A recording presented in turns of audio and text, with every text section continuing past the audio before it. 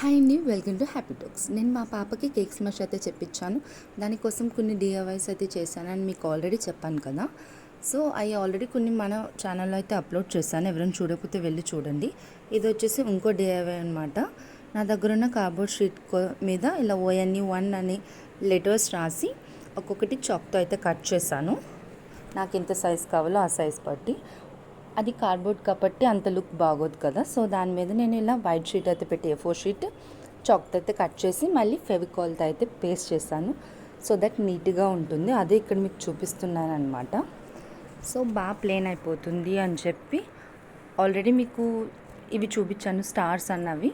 So అవే నేను వీటికి కూడా యూజ్ చేసి ఈ లెటర్స్ మీద అయితే పేస్ట్ చేస్తున్నాను. బాగుంటుంది లుక్ అని చెప్పేసి, మరీ ప్లెయిన్గా కాకుండా కొంచెం బాగుంటుంది అని చెప్పి ఈ లెటర్స్ అయితే నేను ఇలా థర్మోకోల్ షీట్ మీద అయితే ప్లేస్ చేయాలి. అండ్ ముందు ఆల్రెడీ షార్ట్స్లో చూపించినట్టుగా ఇదైతే బ్యానర్స్కి ఇలా టై చేసుకున్నాను. సో డెకర్కి బాగుంటుంది అని చెప్పి ఈ ONE లెటర్ అయితే నేను డబల్ టేప్ ప్లాస్టర్ యూజ్ చేసి అయితే దాని మీద బ్యాలెన్స్గా స్టిక్ అయితే చేశాను.